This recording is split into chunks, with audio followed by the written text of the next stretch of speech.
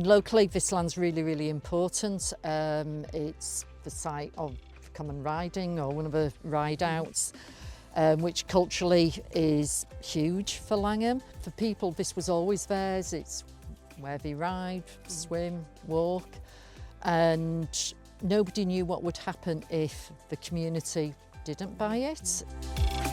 Welcome to Tarras Valley Nature Reserve.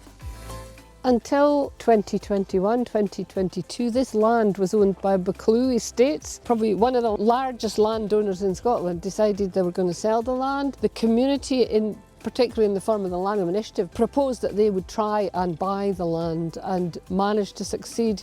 The idea of this small town buying 10,500 acres from the largest landowner in Scotland was, I think it kind of struck a chord for people, and it was a bit of a good news story. It was going to be good for nature, it was going to be good for climate, but more important, it was going to be good for people.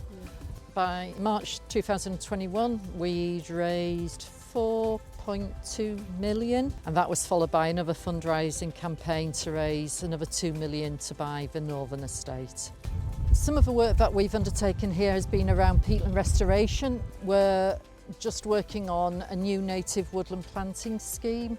What we're trying to do in terms of building wealth is, in a community where no affordable housing has been built for quite a long time, probably 25 years now, we have housing, and we've got just in the process of developing a housing policy that is about having affordable housing for people living on the nature reserve. We try and attract people to the nature reserve for bird watching, for other activities, for walking activities, and they stay in local hotels, they use local businesses. As far as possible, when we're doing work on properties, we're using local contractors, and we have a policy to do that, so we're trying to put money back into the local economy. We've also created 6 jobs, so it's nice we've got new young people coming into the town too. Having longer term funding to support our organisation would be really beneficial to us.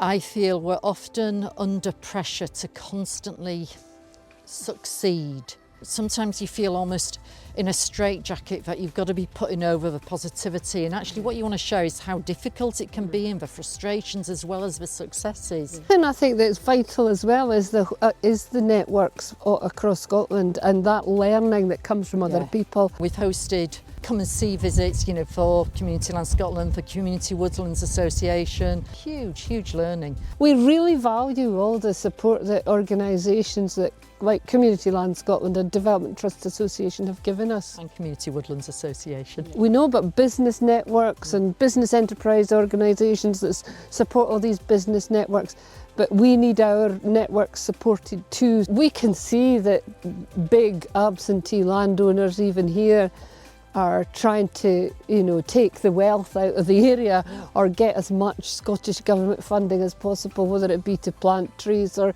do peat restoration or get companies to buy their carbon credits. The money's going elsewhere, it's not going to the community.